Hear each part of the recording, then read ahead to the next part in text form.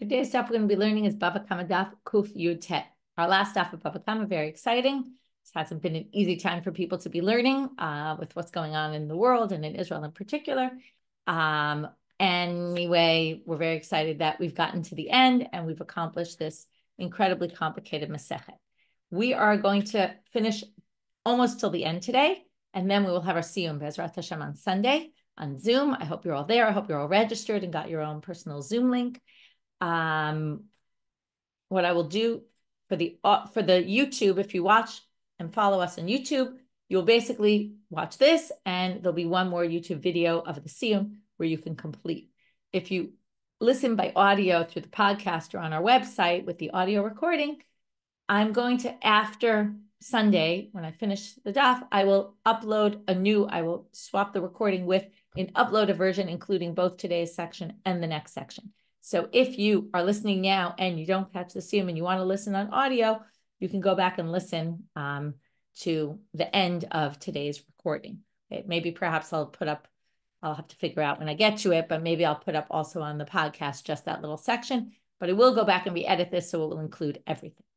Okay, with that, we are going to get started. So our dedications for today, pull them up.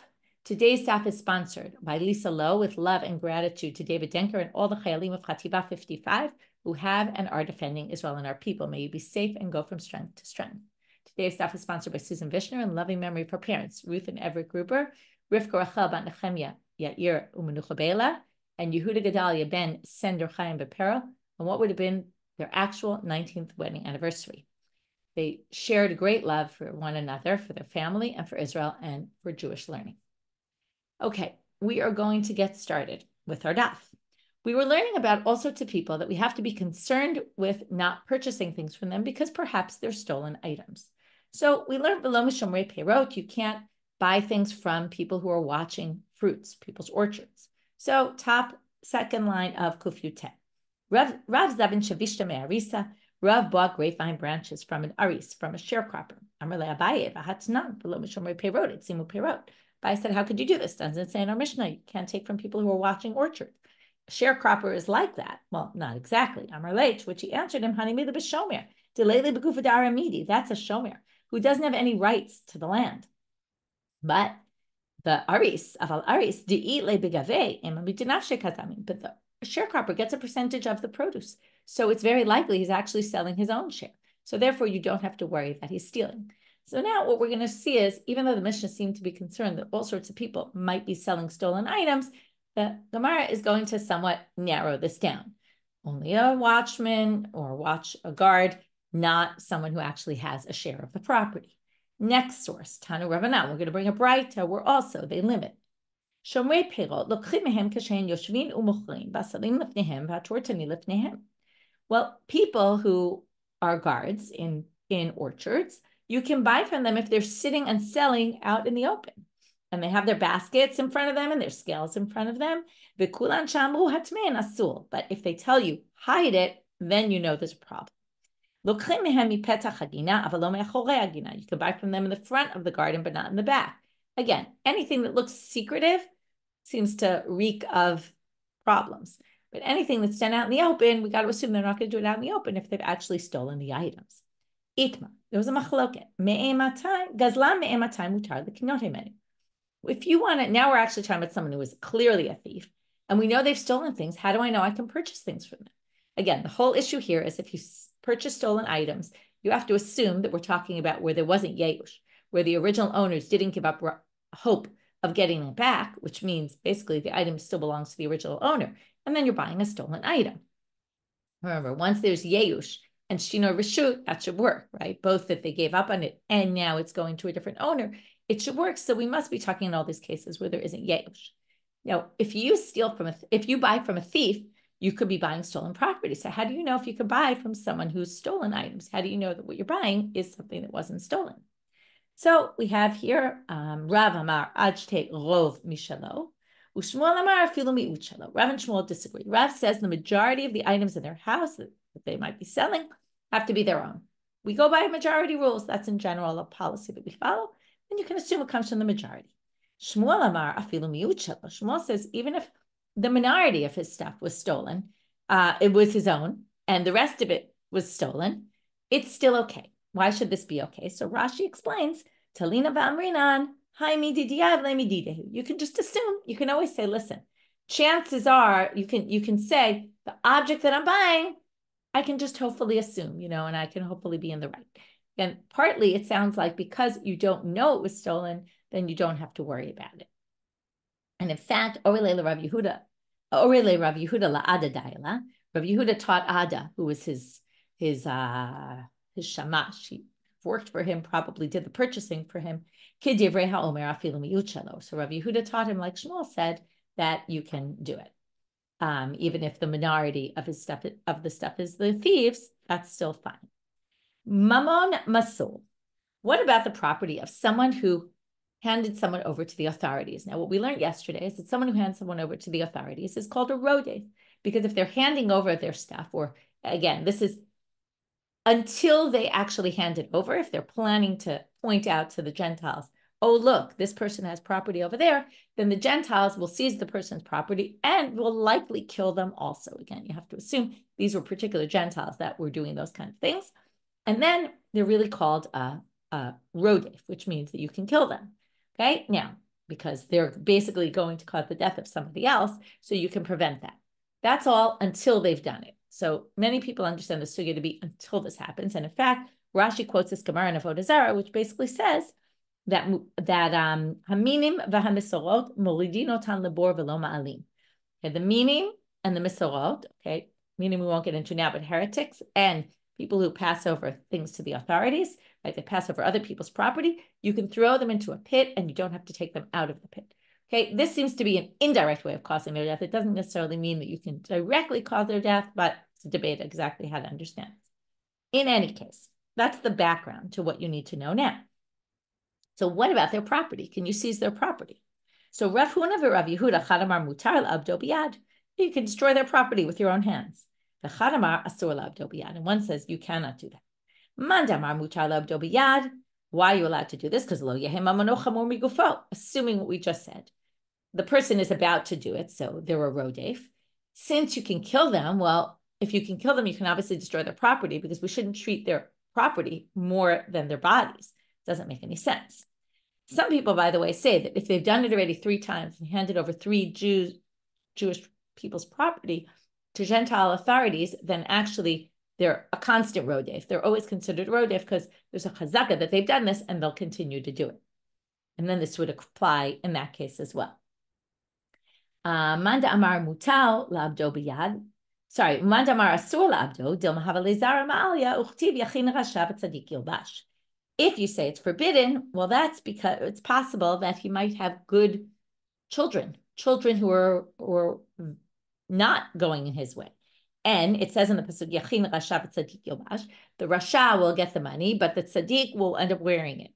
So the tzaddik, the righteous people, will benefit from the possessions of an evil person, and therefore you can't destroy his property, because it's possible that that person's property, and it could be he, she, could be that person's property will end up going to their children, and their children might be good people. So therefore, just because you're allowed to kill them because they might be causing the death of somebody else, it doesn't allow you to necessarily destroy the property. Rav Chista, havalu ahu arisa, gavatakil v'yav taka v'shakil. There's a debate about what exactly this means, but you had a sharecropper who would weigh and give, and weigh and give. That means weigh and give himself, and weigh and give Rav Chista. Now, Rav Chista didn't like this, and Salke, he fired him. What did Rav Chista like? Some people say he was too exacting with his measurements, and that usually leads to stealing in the end, because if you're so careful about what you get, you might end up stealing in the end because it's so important to you. Interesting. It's basically saying it's a bad trait to be so exacting with your measurements. Some people say that he was actually taking 50-50, and that's not what a usual sharecropper takes, usually a third, a quarter, something like that. And then maybe that was the issue. So Kara Nafshi said about himself, B'tzafun l'tzadik chel choteh. Tzadik will get the property of the sinner, which is a very similar to idea of what we just said. It could be what he's saying. It's a little bit unclear, but it could be what he's saying is, in the end, since he fired the sharecropper, he ended up getting more. So then it's saying sort of like this pasuk was fulfilled in him, that he ended up taking the money of a sinner. Because again, he was calling sharecropper a sinner. Again, it's unclear exactly what he did wrong. The Maharsha doesn't, these are two interpretations I gave, or the two that Rashi brings. The Maharsha takes issue with it because it doesn't really make sense that he's such a sinner, and doesn't make sense the pasuk, and he has a different way of explaining. Anyway, we'll go on.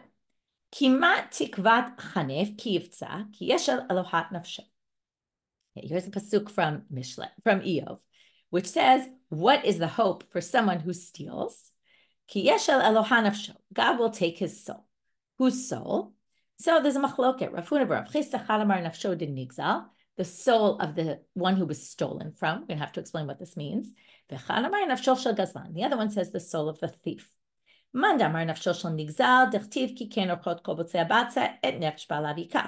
If you say it was the soul of the one who was stolen from, well, the pasuk says, okay, it's a pasuk in Mishlei. This is the way of someone who steals. At nefesh ba'alav yikach, he steals the soul of the person. He basically takes the soul of the person he steals from. This is something we said before, that when a thief comes into your house, it's violating, right? It's very, it kind of takes your soul away, right? It really affects you. And it's not just that they took your possessions, it's the fact that they came into your house and violated, this idea that my house is my own house and it's my private space, and somebody comes in, and that's really not the way it's supposed to happen. And now you have to explain then, so why in the end, Shel Elohim Nafsho, which means God will take his soul. We're going to say God will take his soul on account of he took the soul of someone else. Because really, if you think about it, theft isn't killing someone. So why should God take his soul? Well, the idea is the thief stole the soul of the person who he robbed, and therefore God is going to come back and take the soul of the thief. Mand Amar Nafshol Shel Gazlan, the one who says the soul of the thief is because Dichtiv, the pasuk says, okay, there's a pasuk in Mishlei also, Al Tigzal Dal Kidal, don't steal from a poor person because they're poor. The Al Tidakani Bashar, and don't put down the poor person in the gates. Ki Hashem Yariv Livan, because God will fight the fight for them. V'kavad kovehem nachash, and the ones who go against the poor person, God will take away their soul. So here it's basically saying, if you steal from someone, specifically a poor person, but God will take away your soul. So it must be the soul of the thief. So v'idach nami haktiv nefesh ba'alav yikach. So the one who says it's kavad kovehem nafesh, it's the thief. What does he do with this pasuk nefesh ba'alav yikach? Very simply, my ba'alav tahashta. But because what's ba'alav? Ba'alav is the one who owns the item, which sounds like the original owner, the nigzal. But they now explain it. Well, it must mean the new owner, as we said, right? Once you steal it, you somewhat become the owner of the item, and that's what it's referring to, the person who stole. Now, if you say it's that God will take the soul of the owner, meaning that, right, it's really the soul is referring to the one who was stolen from. So what do you do with this pasuk that seems like God takes the soul of the thief? Matam kamar, because one pasuk is explaining the other. Matam bekavat kovehem. Why is God going to take away their soul? Mishum de kabai nefesh, and that's the way we understood it. In the end, God is taking the soul of the thief because the thief took away the soul of the person that they robbed, and that's why God is doing it. So the two psukim work together according to that interpretation. Amar Rabbi Yochanan, kol hagozel et chavero shaveh pruta, ki'ilu notel nishmato mimenu. Anyone who steals from a friend the value of a pruta, again, that's an important, significant enough amount, is as if ki'ilu notel nishmato mimenu. It's as if it's taking his soul. Shneimar ki ken orchot kol bosei abatza et nefesh ba'alav yikach. And this is what we just said. Rabbi Yochanan quotes the same pasuk and says it's as if you're taking away someone's soul. V'omer, and continuing, they're going to say, there's a word missing here. If you eat what they reaped, they were harvested, and their bread, you'll eat their sons and their daughters. You're basically killing their children as well. This is a pasuk in Yoel. That was Yirmiyahu. This one is from Yoel. From the Hamas of the people in Judea that caused, innocent blood to be spilled. So here you say Hamas, if you remember what's Hamas, it's when you steal, but you pay money for it. But the person didn't want to sell it to you. It's also called theft, and you cause blood to be spilled. V'omer el Shaul ve'beit hadamim al asher himita tegivonim. Say for Shaul and his people. Just one second. There's right. So Hashem said about Shaul and Beit Hadamim asher himita givonim, that he killed the givonim. So we're going to have to see what this means. So first they're going to say my va'omer. Why do you need all these psukim to show you that basically if you steal from someone, it's like, okay, and we're going to see what exactly was stolen from the givonim. We're going to have to see. My va'omer. So first we have to go to the first two psukim. The first pasuk already said, nefesh balav yikach, it's like they're killing the soul of the person they stole from. Now they're going to say, you might have thought, though, it doesn't affect their children. Second pasuk says it affects their children as well. Now their children don't have what to eat. Tashma, that's why you need basara banavu b'notav. That must be as long as you steal it and you don't pay. Then it's like you're killing them. But if you pay the money, then not. Tashma, even Hamas, you're going to get killed. It's like you're killing their soul, even if you pay the money. That's only when you steal. All these cases you actually stole. But gramalo, but not if you caused it indirectly. Tashma al Shaul Beit Hadamim al Sherimita to Givonim. Now, what happened with Shaul? So let's go back to the story of Shaul. If you remember, Shaul kills Nov Ira Kohanim because they helped David.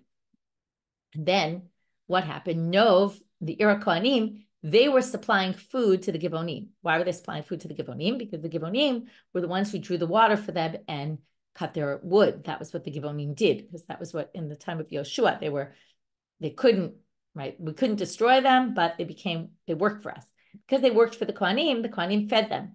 So now by Shaul killing Nov Ira Kohanim, he basically stole the food that the Givonim should have gotten. And the Givonim didn't have food and they died. And that's why Shaul is responsible for killing the Givonim from starvation. But indirectly, he stole from them. And even indirect stealing is considered like you killed the person. Right? And that's what the Gemara is going to ask. Now, where did we see that Shaul killed the Givonim? Ella must be mitoch sharag nov irakonim shayu maspikim lamayim umazel ma'ala alav katuv ki'ilu haragan. Okay, since he killed nov irakonim and they were giving food and drink to them, it was as if he killed the Givonim. So that's why we needed those 4 psukim. Aval lokchim in hanashim. Back to the Mishnah. Okay, so let's just review this part of the daf for now before we move on. We started with the shomrei peirot. We compared them to arisim. It's not the same thing. Then we talked about other ways that they could sell if they do it publicly. They don't say, let's do this secretly. Then we said, when can you buy from a ganav? And how do you know what percentage of his stuff needs to be unstolen for you to not have to worry about it? We had a machlok at Rav and Shmuel.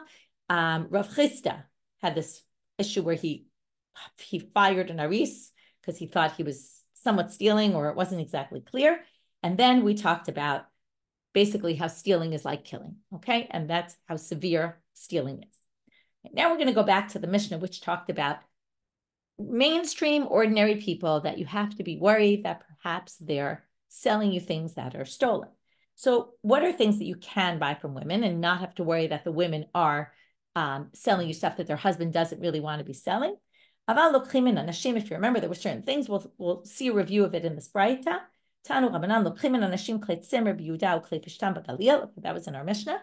Woolen clothes in Judea, because that was what the women sold there. And clay pishtan in the Galil, wool clothes in Judea, linen clothes in the Galil, because it was typical that women sold those things there. But the wine, the oil, and the fine flour, that was something the men usually sold. So if you see a woman selling it, it's possible she's selling her husband's stuff without having asked him. Again, this all depends on societal norms. And that's why it's going to vary from place to place. But slaves or children, you cannot trust to be selling their father or their master's items without checking, and therefore you can't buy from them at all. But he says, there are some ways that we can buy from women. If it's just a small amount of money, she's selling something worth 4 or 5 dinarim, and she wants to buy a kippah for her head, which was a head covering that they would use, that's okay, because that was something women typically wore and typically needed, and the husband, we assume, would allow selling something small for not a lot of money, and for something that she needed. But again, if they tell you, please hide this item I sold to you, that would be a problem. Okay, we're still in this Braita. If staka collectors come around, they can collect items from this woman, but not something for a lot of money. Okay, basically what we're going to say is, if it's something, if they collect staka and the women give them a small amount, we can assume the husband allowed the woman to give a small amount of money to charity, but not if it's a large amount of money. We'd have to check with the husband to make sure he really wanted that. Because remember, her money's not her own in those days. The habadidim, if the oil, people who make the olive oil, they want to buy a lot of olives or a lot of oil from the women. They can do that because we assume if they're selling a large quantity, the husband must have approved it because he'd notice if she sold it without telling him. But but not small amounts of them. Rabban Shimon ben Gamliel says, it should be mu'at, not mu'ad. You can buy zaitin for, not a lot. Bigalil ha'elyon. Okay, even a small amount of olives you can buy in the Galil, the upper Galil. Why? The upper Galilee area. There were times when people were embarrassed about standing in front of their house and selling it, so they would let their wives do it. Things that they were too humiliated to do was okay for the women to do, and therefore was common practice there for women to do it, and therefore you can assume it's okay. Okay, we're starting to see, and this is something I want to discuss at the Siyum also, how it really depends on the situation, right? We start looking into all sorts of where do you live, what's common among where you live. We're going to see this in the next thing as well. Ravina ikle lebe mechosa. He gets to mechosa. Atu nashe de mechosa ramu kame kavle v'shire. They start giving jewelry, necklaces, bracelets to the charity collectors. Kabil minai, when the charity collector, right, Ravina came and all these women gave him charity and he took it. Okay, whether he was a charity collector, I assume he wasn't taking for himself. But he said, yeah, sure, no problem. I could take this. Now, why? Didn't we say tzedakah only small things? So Amalei Rabba Tosfa Ravina Vatanya Gaba Itztakama Kabli Mehem Davar Mu'at Avalo Davar Murubat. Charity collectors can only take small items, not such big items. You have to worry that they're taking it. Their husbands wouldn't allow for this. Hamarle, it's a great line. The Bnei Machose are so wealthy that for them this is nothing. Okay, for right, what seems like a lot of money to somebody is like pennies to somebody else. Mission. Muchin shakoves mutzi hare elu shelo. We're now going to get into a whole bunch of workers. Okay, we're going to talk about craftsmen, and I think it's going to take too long if I get into all the nitty gritty of all the details. We're going to learn about the weaving and different parts of the weaving loom. I know, Julie, you love this stuff.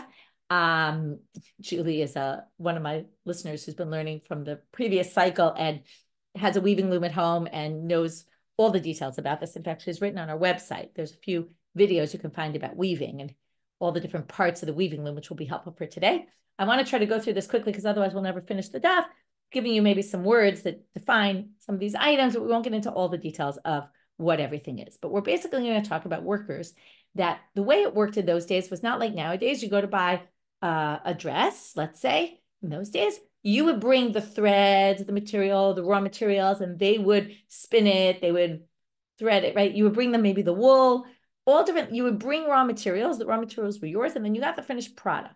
But what about the scraps and things like that? Were they supposed to go back to you, or was it for the craftsman?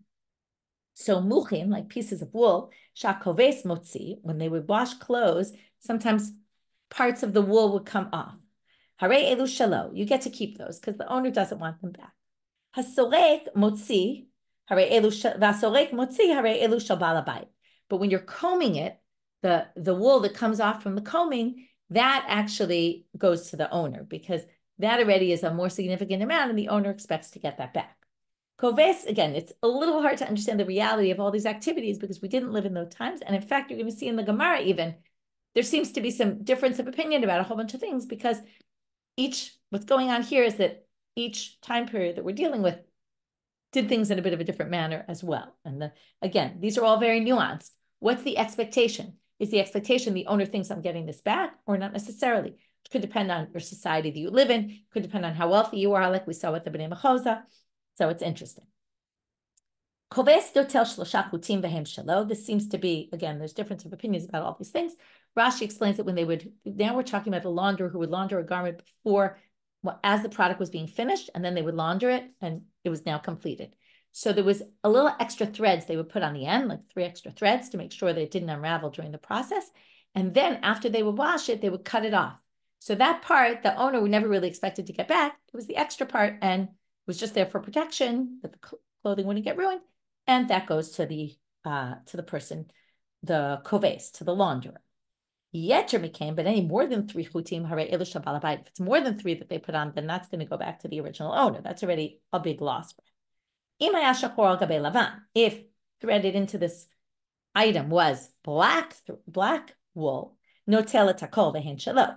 The launderer could take the black one out because it doesn't really belong, and that could keep it. Hachayat sheyeret hachut kedei litfor bo, umatzlichu shalosh al shalosh hare elu shel baal habayit. If the tailor, again, the idea is the tailor got the thread from the owner and left over a piece of thread that was more than the size of, right? It was enough to sew. We're going to get to exactly what size this was. Or there was a piece of material that was 3 by 3. You might remember from Tum and Tara, we've learned that 3 by 3 is already of significance. It can be susceptible to impurity. So that amount would have to go back to the original owner. If he uses an adze, okay, which is a smaller type hammer, that anything that comes off for little shavings, that they get to keep. But if it's a big axe or a hatchet, then big pieces come off. And then, right, this is a carpenter who's carving wood, then already the big pieces go to the original owner. But if you're doing it in the owner's house, even the little shavings go to the original owner. Which reminds me, I told the story once of my father-in-law who was in the jewelry business, and they had this whole system for getting the gold scraps off the floor, because the assumption was, right, if you collect a lot, they're worth a lot of money. So here we're talking about shavings. This isn't worth as much as gold, but you see that even these small pieces, especially if you're a craftsman and you have a lot of them and you get little scraps from this person, that person, it's significant to you, whereas to the owner, it's not so significant. What are they going to do with one little piece? But you as the person who deals with this every day, a lot of scraps can actually add up to a lot. So in each case, we have to kind of judge what was the expectation. Was the owner expecting to get it back or not? Rashi says something interesting, and maybe we'll come back to this at the Siyum. Rashi says in the first line, a koves motzi, the first line of the Mishnah, Hamuchin shakoves motzi hare elu shelo. He gets to keep them. They say here, Rashi says, mi beged semer davar mu'ad, okay, that while you're washing it, that would happen. Ein baal bayit makpid, okay, the baal bayit doesn't care, but makpid lo havik peda. And Rashi says something interesting. Even if that baal bayit says, I want them back, we ignore him. And this is something in the notes. They say there's a footnote there that sends you to the side. It says, this is a concept that we go by a general rule of what's the expectation of the average person, even if you're going to be different. And that's a good question, like how we balance this. Something to think about. Perhaps we'll deal with it at the Siyum tomorrow, on Sunday. Gemara, Tano Rabbanan, Lochim Muchin Min HaKoves Mipnei Shein Shelo. Okay, so now they're going to go the next step, which is the muchin, since they can keep that, you can actually purchase it from them. HaKoves notel shnei chutim elyonim v'hen shelo, and the koves is allowed to take 2 of the threads, and they're his. Now this is going to sounds different from the Mishnah where it said 3 they can have. Here it says only 2. We'll get back to that. Moving now to Amabet. V'lo yatil bo yoter mishlosha chubim, and you can't put more than 3 stitches. Okay, this is, again, you have to understand the reality. They would stretch out the material, and they would put little, this is part of the process, they would comb it through to clean it, and they would put little loops on the ends. So now the loops that they would attach to a base, and then that would stretch it. You couldn't use more than 3 stitches to stitch on the loop, because it had to be kind of loose, because if you did it too tight, what would happen is they would cut the sides off. And the sides, when they stretched it, anything that was too much to the side would go to the craftsman. And if you did it too tightly, more than 3 stitches, it would stretch more and you would end up with more. So you can't do more than 3 stitches. Okay, this is the warp and the weft. Remember, the warp is the long strings that get threaded first. The weft is that you weave in and out. Okay, they're usually thicker strands that go in and out. And when you have a piece of clothing, what you see in the end, because the weft ones go in and out, that's the ones that you see in the end. So now when you comb the cloak, you have to comb it the direction of the shti. Of the erev, not lo yisrok l'shtio, but the erbo, meaning you do it the way the weft is. Okay, because what's going to happen? When you comb it, you basically make it all kind of closer together. And if you comb in the direction of the strands that are on the top now, so you're going to end up with a very solid piece of material. If you go the opposite direction, you're going to actually take the wool from the weft threads off, and it's going to make the object, the item weaker, because it's going to end up with some holes and less wool. Okay, that's a simple way of explaining this. Okay, when you stretch it out after it's done, you stretch it out the long way, not the widthwise. V'lo ba lahashvoto ad tefach rashai. But v'im ba lahashvoto ad tefach rashai. When you stretch it out, again, you're going to end up, if you stretch it out the long lengthwise, right, vertically, you're going to end up with less extra at the edges, because the edges are narrower, right? You think about a garment, it's kind of more long than wide. So you'll end up with a small amount that you'll cut off as extra. So that's okay.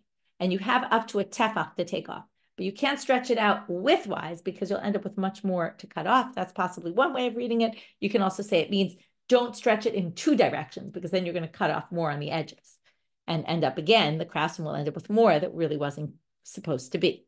Amar shnei chutim. So now they go back. This was the end of the Braita. Now they go back and they say, two chutim, b'hanan tnan shalosh. Didn't it say in the Mishnah 3?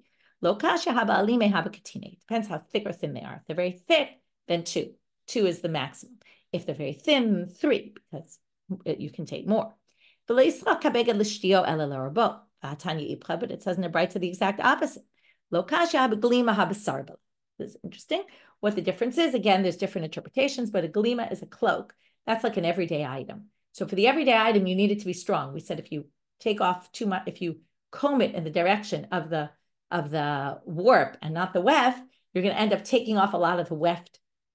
You're going to be going in the opposite direction of the weft, and you're going to take off a lot of the wool. If you do that, it's going to be kind of thinner. Now, it does make it a little softer, because that's the thicker threads, and it kind of fluffs it up more, which is kind of nicer, but it's going to be a weaker and possibly have some empty spaces in it. But if you're making a fancy object, like think about fancy clothes sometimes are much more fragile. So it's true it's going to be fragile, but a sarbala, some people think is a fancy item that you're going to wear once in a while. So if it's a little weaker, and not so strong, but at least it's fluffier and prettier, it's for the look and not necessarily for its wearability, or durability. Okay, so that could be a difference. So by Rabbi Yirmiyah says, okay, 3. Okay, here comes our Rabbi Yirmiyah type questions. Remember him, Nuniki questions. So he says the following: 3 stitches. Going in and out, is that considered 1 stitch? Odilma tray, or is that 2? Go in with the thread and then back out with the thread. That considered 2 stitches. And Teku, we don't have an answer, like with most Rabbi Yirmiyah questions. So again, you stretch it the long way and not the lengthwise, not widthwise. Doesn't it say the opposite? Difference between a cloak, which goes long, right, not so wide, as opposed to a belt, which is more the width and the length, right? The height of it is very narrow. So depends on what size, whether width is more than length or length is more than width. Tanu Rabbanan, another Braita. You can't buy from the comber pieces of wool because it's not theirs. But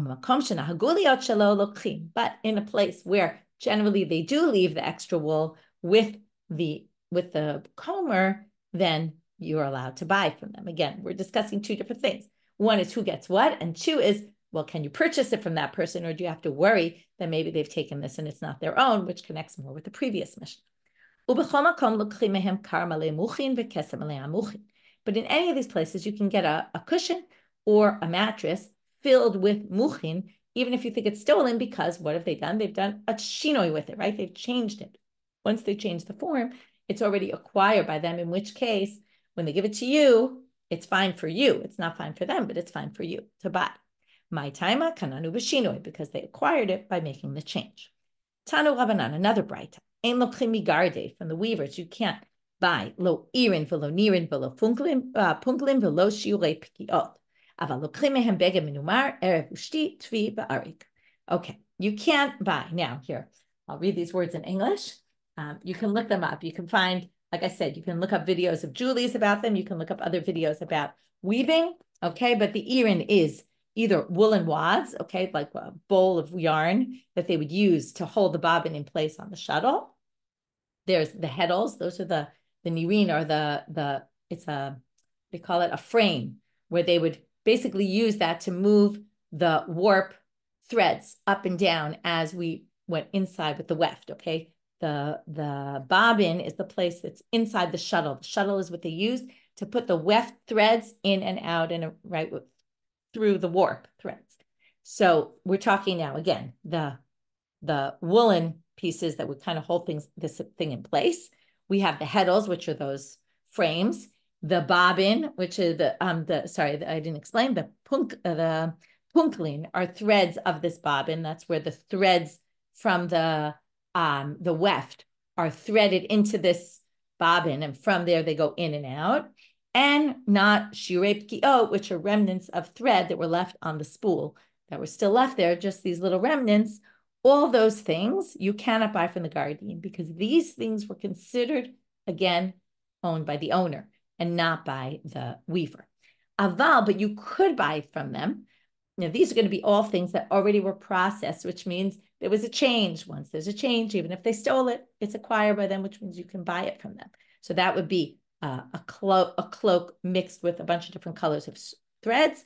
Ershti, it was woven, the warp and the weft. Tvi, it had the threads were threaded, and arig, something was weaved. Amre hashta tvi shakle arig mebaya. Okay, something doesn't make sense here.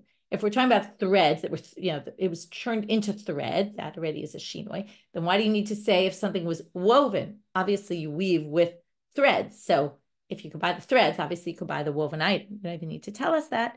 Well, my arig techi. So they say arig could be referring to something that actually was woven before it was made into threads. Okay, there's something like they say, right? It could be you could take the wool and twist it into chains or something where you wouldn't necessarily spin it, and therefore we're talking about something arig that was woven but not spun beforehand. We're gonna have a similar structure in another minute. Tanu Rabbanan, en lo kriminat sabat, from the dyer. You can't have lo otot. Okay, these are pieces of wool that they would test out color on, because again, the assumption was that belonged to the owner, not to the dyer. Velo dugmo, these are like swatches. Apparently the swatches of colors, the buyer would come in and say, listen, I want you to dye it this color. And then if he's selling it to you, the dyer is selling it to you, it could be they stole it. Velo tlushim shel tzemer, not pieces of wool, because again, the wool didn't belong to them. But a dyed document, you were allowed, a dyed piece of clothing, you could. Tvi, if it was woven, or begadim, or just any clothes.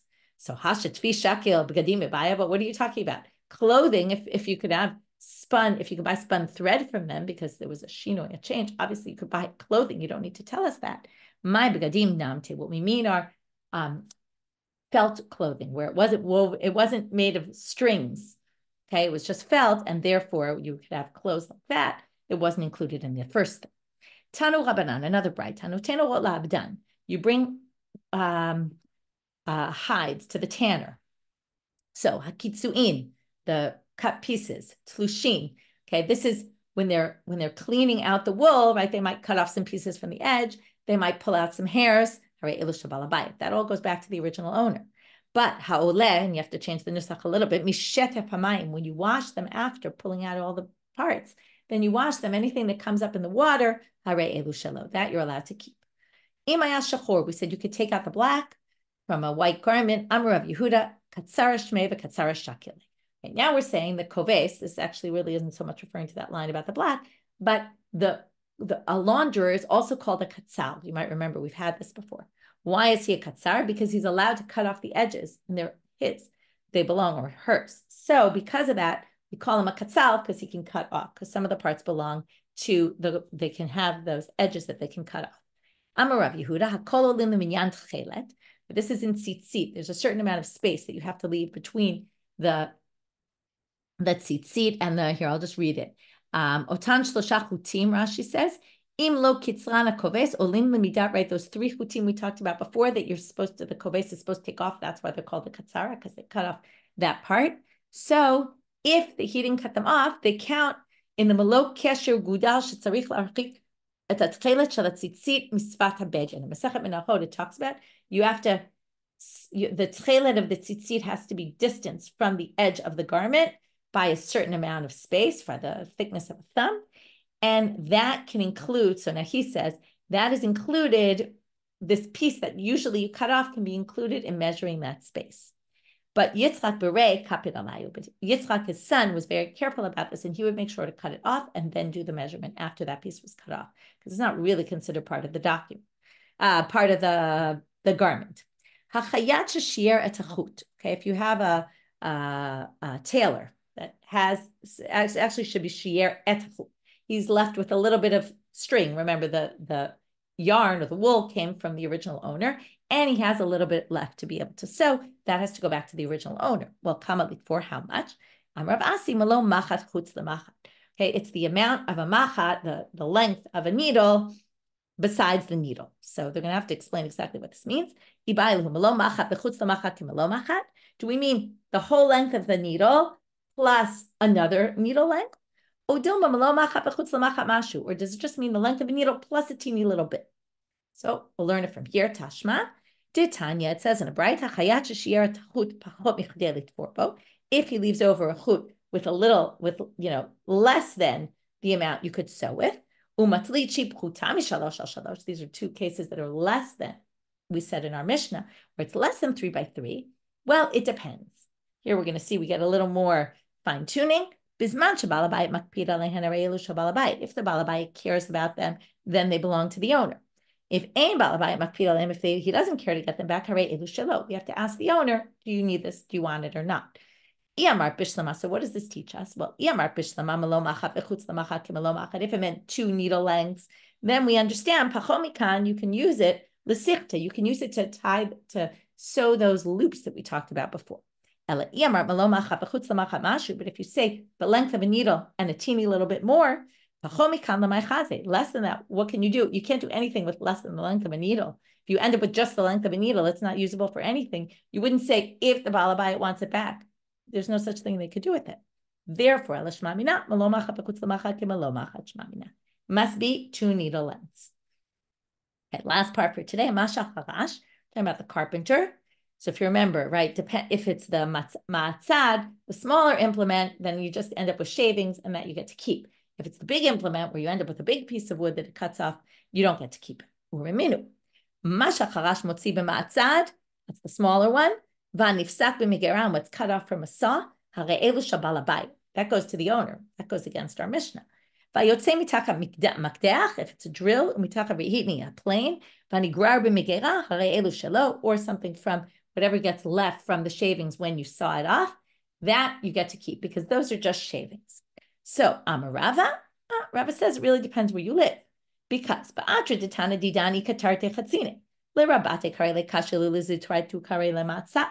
in the Mishnah, the person who lived there were 2 different kinds. One was big, one was small. And therefore, the matzad was the small one, and the other implement was the big one. But the Braita, person who lived at the time of the Braita, or where the Braita was written, he only had one kind, and it was called the matzad, and that means it was obviously bigger. So when they had 2, the matzad was the smaller one. But when they only had 1, it was just called a matzad, and that meant something bigger. So the same word used in both places, they claim means something different. Okay, we're going to make some little bit more sense of this when we get to the Siyum on Sunday. We finish up the Mishnah, the Gemara, and kind of talk about some more meaning behind this whole and why the Sugya ends, why our Masechet ends with all this. But just a quick review of what we did in this section from the Mishnah. We basically talked about different people, different craftsmen, and in doing everyday tasks, you can actually turn into a thief without realizing it almost, right? It seems like it's almost dangerous, right? That all of a sudden you could be doing something normal, and if you just take a little bit thinking, oh yeah, this is mine, you could actually be a thief. And then again, the question becomes, well, are you allowed to buy from those people? Do you have to worry that maybe they'll be thieves? So it's a very interesting thing to be thinking about. And we basically brought a lot of different cases of different jobs and different things that people had. And again, in their society, when the raw materials were brought by one person and the work was done by a different person, how do we, right, who gets what? What do we assume? We have to make assumptions about all sorts of, what the assumptions are about what people give up on and what they don't give up on. Anyway, we'll leave a little bit more of this for the Siyum, and we'll end here for today. Wishing everybody a great day and looking forward to seeing you all at the Siyum on Sunday. Have a great day.